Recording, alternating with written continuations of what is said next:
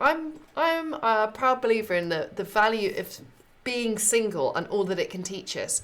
And dating can be a really, really great way to actually learn about ourselves and discover more.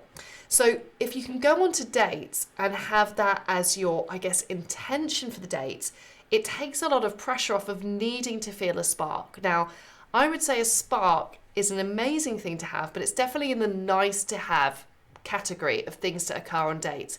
Instead, I think a better intention or standard that you could have for your dates is you're going to try and learn something about yourself, you're going to have fun, and you're going to be curious about the other person. I also believe on that note, by the way, that the spark may be dependent on the stage of life that you're at. I mean, I do remember when I was 16 feeling the spark a lot more than when I was in my 30s. I was like, so remember that your ability to feel that sparky connection may also just reflect your maturity, your life stage, and what you're looking for. So instead, have an intention and an expectation around your dates, which is actually based on something that isn't the spark, that's about learning, that's about having fun and being curious about somebody else. Now, in terms of the other standards, what else should you be looking for in terms of who you choose to go on a date with? Now, I'm sure you know that I'm going to tell you that when it comes to standards, there are some good things to have standards about, and there are some not so good things to have standards about. I think if we hold really rigid standards for things that are quite superficial, such as height, a job title, even age to an extent, that can really limit us, because we can have a really rigid idea of who's going to make us happy and who we're going to actually connect with best. Instead, I think people are usually best when we experience them, when we have the opportunity to get to know them. So some flexibility in terms of your type on paper can be helpful. However, there are good things to have standards around, and that really, I think, comes down to how somebody treats you. So I would, when you're kind of imagining your dream partner, focus less on that kind of shopping list of stuff that would be nice to have, and instead just think day to day, how would you like someone to interact with you? That's going to give you better information and knowledge about how you could approach dating in a way that enables you to choose people to go on dates with that are really aligned with you.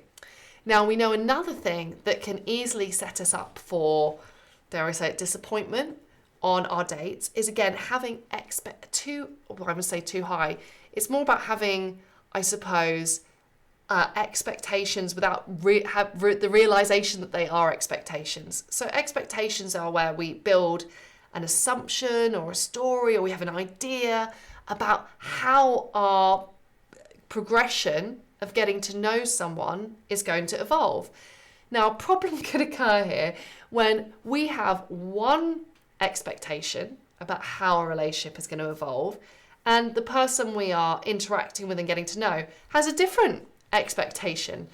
And the funny thing is, really, that I don't think, again, there isn't really a one true right way of going about dating. Instead, you're looking to find people who see things in broadly the same way, or if you see things very differently, who are able to communicate through that. So here's what can happen when sometimes we develop expectations. So an expectation to you might sound like, well, by this stage of the relationship, or by this stage of getting to know someone, I expected that we'd be seeing each other 3 times a week, or I expected that we'd be exclusive, or I expected to meet their friends. Now, there could be a perfectly good reason why those things haven't happened, but it's very easy from that place of expectation to develop quite a negative storyline around what's happening, which is, they just don't like me. They're about to reject me. And again, when we're back to what I said at the start, when we're not thinking about what we think and feel about a situation, and instead we're really focusing on what they might think or feel, the key word here being might, we don't know, that's a really easy way to tie ourselves in emotional knots and feel a lot of anguish and disappointment around dating. Now, that's not to say that we don't read any cues from someone. Of course, if someone is totally not responsive to your messages, or you're not meeting in real life, it's fair to say that I think the writing is on the wall through their actions that they're not creating this relationship with you. However, for a lot of other scenarios, they may just be a bit less clear than that. You may feel that in some ways you feel that the relationship with someone is progressing quite well, but in other ways, not so much. And the way that you resolve that isn't to, get it into your mind that they don't like you and to start to build an action plan around it. The solution is simply to communicate. And that can feel like an incredibly scary thing to do because it will make you feel vulnerable. It may also make you feel like, oh, what if I'm totally on a different page to them? But what you've got to understand is it's not about a power struggle. At a certain stage of getting to know someone, it's not a power struggle. It's not about, who's winning in the interaction or who's messaging each other first or who's suggesting meeting up or not. Instead, there comes a point where you're reflecting on your standards for how you would like someone to engage with you, and you are seeking with curiosity to establish whether it's possible to have that with this person or not. And that's actually a really attractive and secure thing for you to do. Again, the trick here really is about being able to express that, but expressing it with lightness that shows actually, if the response I get, if you're not able to respond to me, if you deflect the question, if you clearly tell me that we're not aligned in terms of what we're looking for, then yeah, that's not great, but I'll be okay with that. So using a communication that's curious, light and playful also ultimately demonstrates that we're not too beholden to the outcome of dating interaction. So how could you say this? A lot of the time it just starts by saying I. It could be like, I'd like to see you more.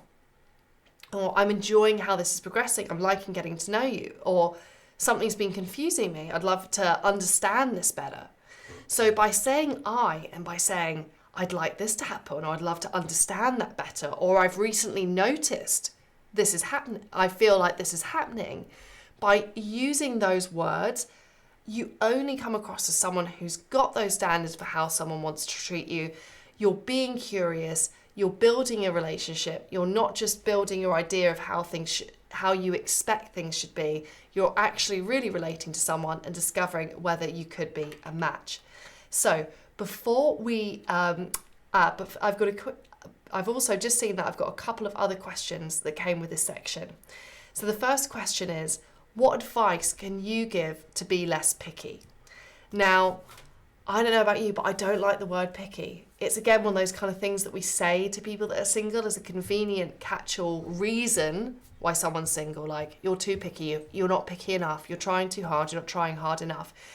So I wouldn't necessarily see yourself as being picky, but it is good to inquire about what your standards are. And as I said before, shifting away from those standards around the shopping list, around what you'd like in a partner, and instead shifting towards how you'd like someone to treat you. And once you've got that really clear, again, it makes that, when you feel that someone may or may not be treating you in that way, it makes it so much easier for you to be able to communicate around that.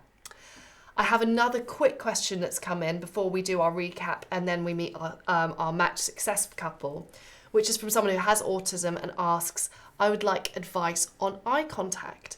Now, what's really interesting is if you are looking to go out there and connect and meet people, you may have noticed times recently where maybe you've tried to smile and make eye contact with someone and they haven't been able, they've looked away.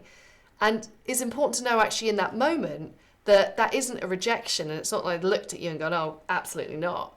In fact, lots of people look away because they don't feel comfortable returning eye contact, or they don't feel comfortable returning your gaze. So first of all, if you're on the receiving end of that, remember that's not to do with you. And if you'd like to become better at returning eye contact, remember sometimes really great eye contact isn't just staring consistently at someone. It's actually we look at them, we look away and we look back. That can feel really flirtatious.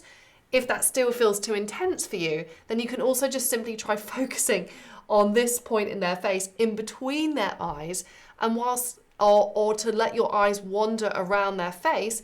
Again, this communicates some attraction but may feel less intense from the standpoint of you giving the eye contact. So I'm really excited to introduce you to our success couple, but before that, let's just do a really quick recap of the teaching points within this chapter. So remember, don't rely on the spark as an indicator of whether you should go on a date with someone. Have different intentions for your dates. Have standards, but make sure they're about the right things. When you're communicating your standards and expectations, at least, well, especially initially, keep the tone of that communication playful and warm. So we want to see the, I've just seen that's popped up. We've actually had our survey results come in. And you remember I asked that slightly controversial question about, do you enjoy being single? And only 29% of people said they enjoyed being single, which I can understand, because being single, it can be tough at times. But I want you to really use this session as a springboard to start to embrace the positive aspects that can come from being single. I can promise you, you are literally never going to have a better time to learn and understand things about yourself and about who you want. And hopefully this presentation has given you some ideas around how you can date in a way that's just a bit more rewarding for you. Now, after this next section, I am going to be doing a 30-minute or so live Q&A, which I'm really excited about. So if you haven't already, there is still time. If you're using this through Match on the platform, you can use the chat box to send me your questions live. Or of course, if you're watching on social media, send those questions in. I was like, this is my favorite bit. I want to answer your questions at home. But now I'd like to introduce our awesome success couple, Amy and Graeme, who actually met through Match. Hi, I'm Amy. And I'm Graeme. And we met on Match.com 10 years ago. Our paths would never have crossed without Match.com. We've been married for 5 of those years, come 2018. And this is our Match.com baby, who's almost 4 years old.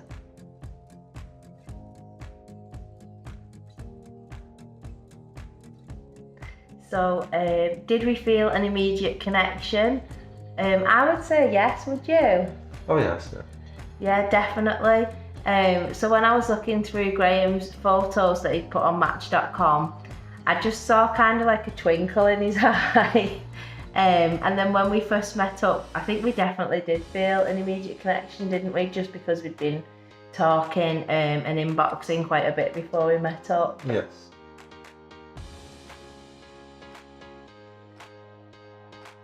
So I made the first move, contacting Amy. I saw her profile and saw that she was just come back from travelling around Australia and New Zealand. I thought that was a good topic of conversation to hit it off with. Yeah, so he contacted me first, and then when I looked at his profile, I thought that his profile was quite interesting and quirky as well. My profile was actually quite short. I'd put some information into it, but I hadn't put loads of information into it. Whereas Graeme's was a bit more full of information, but actually it gave us lots of things to talk about, didn't it? Oh yes, lots of topic points. Yeah. My advice to singles is just be prepared to meet someone new and different to you, and it bring you out of your shell a bit to try new things and grow as a couple. Yeah, so I think basically my advice to couples would be to be open to meeting people different to yourself. I think that's what you're saying, isn't it, as well? It's like, be open to meeting people who might have different interests to you. And also, put some information in your profile so that you've got those topics of conversation to start off with.